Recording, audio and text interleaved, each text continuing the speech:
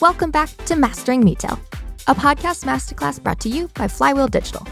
This is the very first episode of an entire season of the podcast covering digital commerce in the Asia-Pacific region. Remember how we've done deep dive seasons on Amazon, Walmart, and Instacart? Well, hold on tight, because this season covers 6 different topics in the e-commerce masterclass style, focusing on each specific APAC region, its key marketplaces, and our favorites, of course, the elements of retail and media that coexist to form our winning concept of Metail. My name is Emma Irwin, and if you are new here, I'm a senior editor and specialist at Flywheel Digital. In our first episode here, we're going to go through an overview of Asia Pacific, how we as Flywheel Digital operate in the region and why the region is so important for international brands to understand, and some of the behavioral differences of consumers in the East versus the West. We'll meet our guests in a second, don't worry. But before we do that, let me give you just an overview of what's to come in this season. You just heard about this episode, but next, you'll learn about the key marketplaces in China, the data infrastructure in China, challenger brands, Southeast Asia, and Japan from a variety of our digital commerce experts in the region. We'll cover Alibaba, Tmall, Taobao, JD.com, Douyin, and Pinduoduo in China, Lazada and Shopee in Southeast Asia, and Amazon in Japan on this journey too. Okay, enough of me. Let's meet our guest for this episode. My name is Dan Cotton, and I'm the EVP for Digital Commerce in Asia Pacific. So I've been around at Essential for 10 years, and in 2016, embarked on the journey with the leadership team in the UK and the US to build a digital commerce presence in Asia Pacific. And we specifically wanted to do that by acquiring companies in the region so that we had on-the-ground experts who really understood customers in these markets, but also the platforms and how to operate there.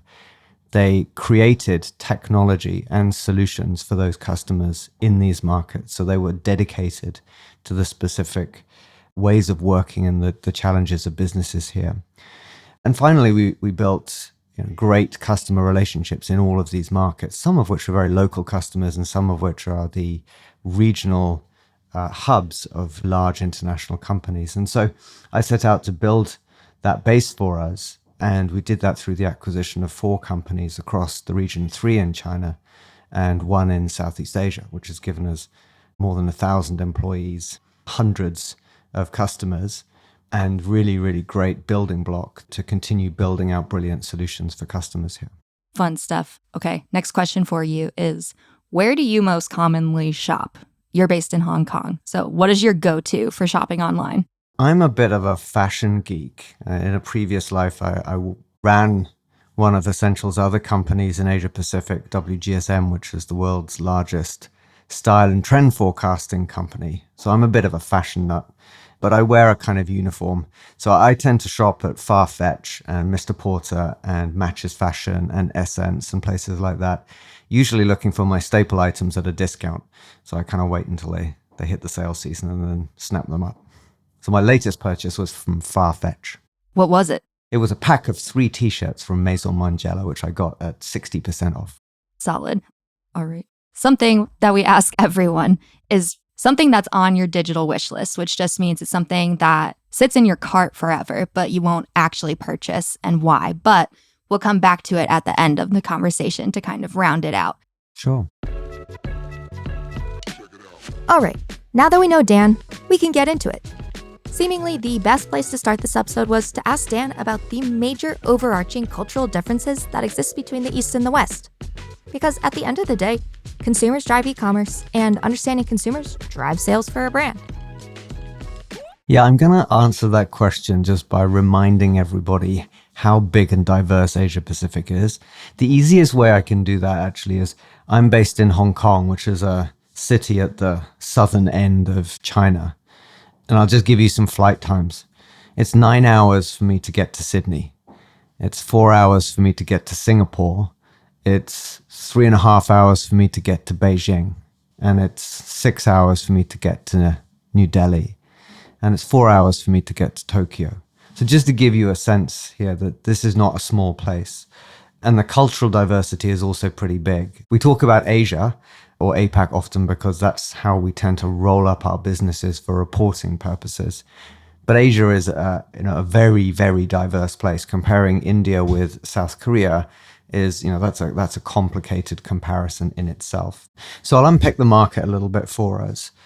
We have a set of markets which we might call more mature economies. For example, South Korea, Japan. We'd call those, and Australia and New Zealand. We'd call those more mature economies. And they behave in terms of retail a bit more like mature economies. We have emerging markets, for example, markets across Southeast Asia, which are typically in rapid growth, but their retail environments are still evolving very rapidly from pretty unsophisticated, unstructured environments to more structured environments. And then we have China, which is like the size of Europe and has hundreds of languages within it, but it operates in a kind of federal system with multiple tiers of cities, very large expanses of land, very different demographics within it. And although China classifies itself still as an emerging economy, actually it's pretty mature, but it is very different in the way it operates, partly because of its governmental structure, partly because of how rapidly it has emerged. So over the past 20 years, and I've been in Hong Kong 14 years, right? Over the past 20 years, China has changed immeasurably. The speed of technology embedding in people's lives and in their commerce is incredible to see. And in spite of the fact that it has an aging demographic now, it is actually slowing down the growth, and in fact shrinking, in fact, I think for the first time this year. So in spite of that, it still has incredibly rapid evolution of technology. And that makes it a very, very interesting place for all markets to observe and take part in so that they can experience that quite unique behavior and how it might impact their markets later. How close would you say that China is to becoming a mature economy? Well, I think that depends on who you ask and who wants to make the classification and how convenient the answer is. I mean, to me, it's a pretty mature economy already if you look at it in terms of its size. And if you travel to any of the major cities in China, it looks and feels and behaves like a pretty mature economy now. It's interesting to draw parallels between perhaps North America and China, because although these are not sort of universal across Asia Pacific by any means, it is an indicative parallel for digital commerce and how both platforms and consumers behave differently. And so fundamentally, I think, from a technology standpoint, the platforms in mainland China, technology and marketing websites, right? Or in fact, they're apps. They're barely websites these days. They're nearly all mobile apps. But all they do is they provide a platform for brands to establish a store and distribute their products, and they provide great marketing tools for them to do that. JD.com in China is a little bit more like a retailer. It does own its own stock. It does own its own warehouses. So that would be more similar to Amazon in North America. But in general, we have this sort of setup, which is more like a 3P model, where brands tend to set up a store within an online shopping mall and use the marketing tools to drive people to that. So you should consider it more like a 3P model. And that's pretty similar across much of Asia Pacific, in fact. So that's the kind of technology perspective. And quite specifically, if you look at how that flows into other areas, for example, Southeast Asia, the major platforms that are winning in Southeast Asia are platforms which are invested in by Alibaba and others, and the technology that they sit on is increasingly the same technology. It's just a little bit less evolved. And so you can see that the technology is also going to influence how consumer behavior develops in those markets as well. The fundamental difference in consumer behavior is in the retail model in the North America. Consumers tend to turn up and start in the search box, tend to. And so they look for something. It's a search-based shopping experience. You search, you get some results, you filter your results. You might do some additional research around those, but you're basically filtering down off a search until you get to your purchase. The shopping behavior online in mainland China is one of discovery and entertainment and play. And that's one of the reasons why the Chinese version of TikTok, Douyin, and others like Kuaishou have done so well in mainland China so fast, because they create this experience of discovery. So a consumer can go in, play, discover, get content about products, how they work, engage with other people who are using those products, influencers, learn about them, become engaged. And then during the process of that, they may well also chat to customer service agents, get some additional feedback on that product, get other recommendations in the same category they might want to consider. And during this process, which might be for us, a convoluted kind of playful process, but it's not really shopping, they buy along the way. And so there are some very nice diagrams you can look up online which kind of compare the two processes. But the best way I can describe it is, the Western methodology for consumers is search-based, and in much of Asia Pacific, it's play and discovery with shopping along the way. I'm curious. I've been trying to think about this and I don't have a solid answer, but why do you think it's that way? We sound so boring in the West with how we just want to search for something and get it. And then in the East, it's more of a play and discovery kind of element. Why do you think that is?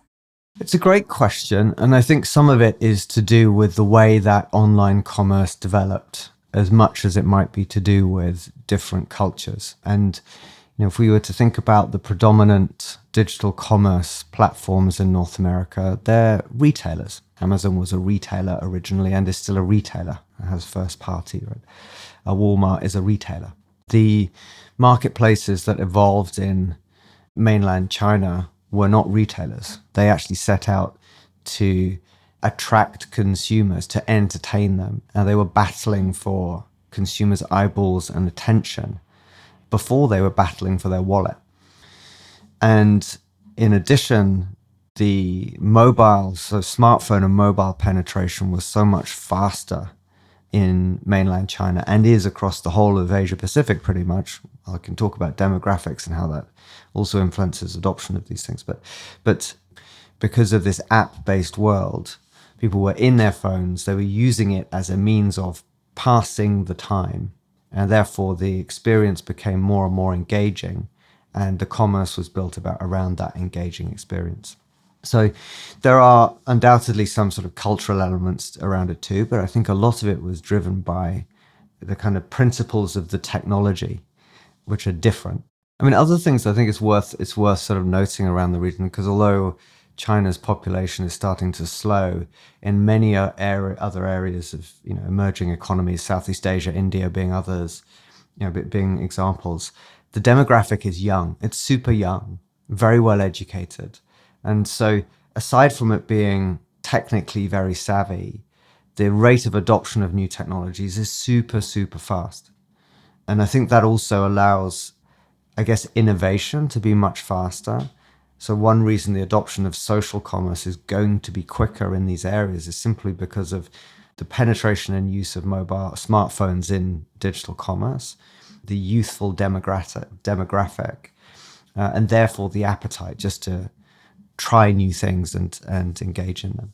For sure. Do you foresee those specific shopping behaviors of China and the rest of APAC kind of going cross-continental and making their way over to the West? I'm making sure I have to keep East and West straight. It seems really simple, but when you start talking, it's But do you foresee that kind of those influences coming over here?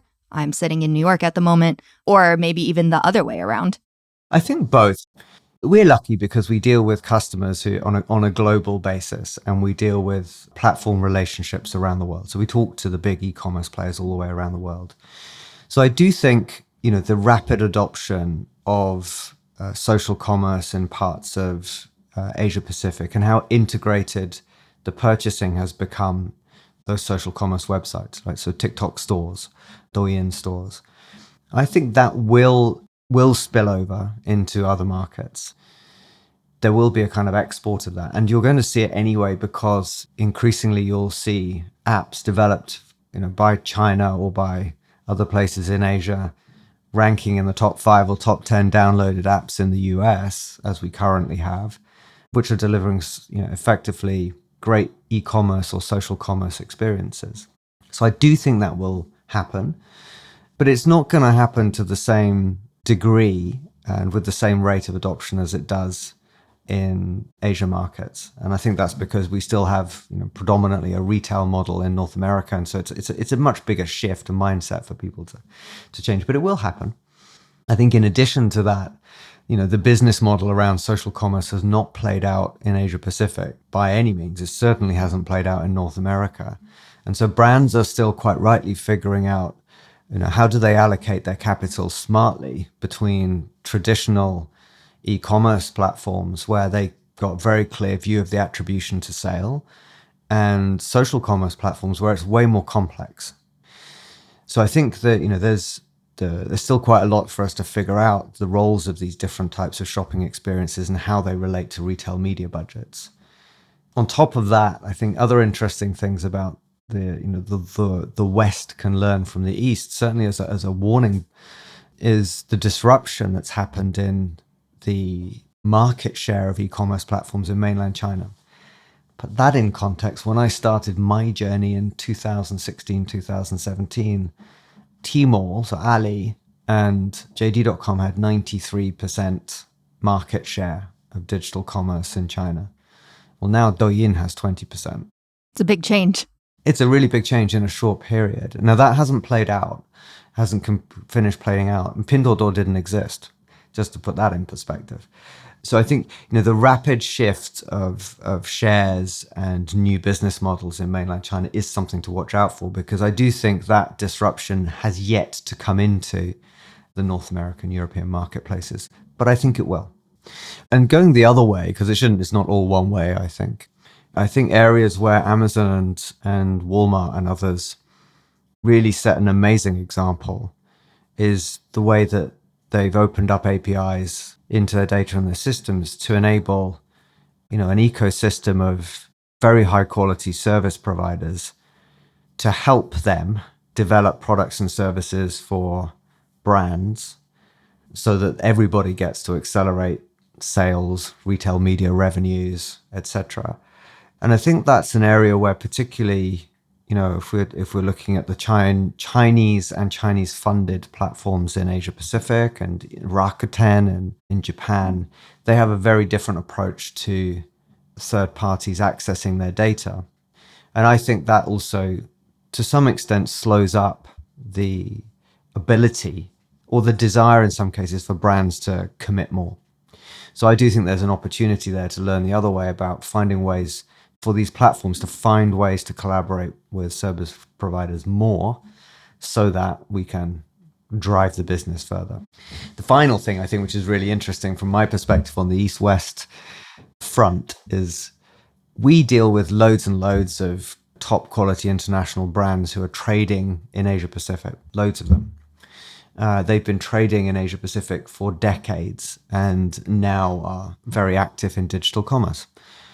What we're now just starting to see, just in the past few years, is top quality Chinese brands, specifically Chinese. We've had South Korean brands and Japanese brands, I think, for some time, but we're now starting to see top quality Chinese brands, Anker, Xiaomi, others, really developing Oppo, right? Really developing presence in Western markets. And we're going to see that more and more. It's a very, very active outbound community in the 3P model. Very active. Increasingly, that's going to become first party because there'll be a set of brands who really build credibility overseas, and I think that's also something which is going to be, it's one for us all to watch how that happens. But my guess is that over the next decade or so, we'll start to see Chinese brands appearing in the top 10, top 20 biggest digital commerce brands in the world. Phew. That might be Mastering Retail's longest clip without me interrupting it ever. But how could I? As you travel throughout this entire season, so much of what Dan is talking about will give you all of the context you need to understand why the different marketplaces operate as they do and how Western brands need to adapt to excel in these markets. Now, because this episode is called The Future of Digital Commerce in APAC, I had to ask Dan to make a 5-year prediction about where he thinks the industry is going in this region. So I think across the region, we're going to see an awful lot of catch up. So in some of the markets, which we haven't talked about on this episode so far, like India, some of the specific Southeast Asia markets, which are large in population, large in overall GDP, but maybe not that large in e-commerce GDP together, Indonesia. We're going to see some of these markets really, really play catch up. So I think that's going to be a kind of one of the market dynamics that we witness over the coming years. That's going to be important for companies like ours, but also brands, because you don't want to miss that as it's happening.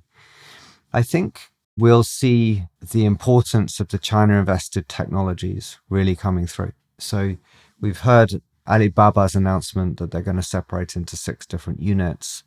So Ali International will at some point list separately, which would include Lazada's plans to expand beyond Southeast Asia. But still underpinning that, I think, will be that all the learnings and the technology behind Alibaba in China and Tmall. And I just think the amazing resources and thought and expertise that's gone into that over many years to build out those technologies will end up winning and continuing to win share. So I think that's going to become more and more important. That would be the same for TikTok, of course, which sits on a technology from ByteDance. So I think really doubling down on those technologies, understanding them really well, building the relationships with those platforms and service providers around them will be really important in the future. And then I also think there's going to be a really big shift in Asia around generative AI. I mean, I think that's going to happen globally, but I think the exploration of technology companies and the rapid adoption of different user groups across Asia Pacific, not just in digital commerce, but in general in working life, I suspect, latching onto the productivity benefits of generative AI I think that's going to be just a huge wave in Asia Pacific. I don't know exactly what's going to get impacted, but I think it's going to really impact digital commerce all the way, from managing a store to running media campaigns to managing customer services, and for consumers for how they actually discover, find, and buy products. So I think we're going to see a pretty radical shift. We won't have completed it, but we'll be one step along the way of a pretty radical shift driven by generative AI over the next 3 to 5 years.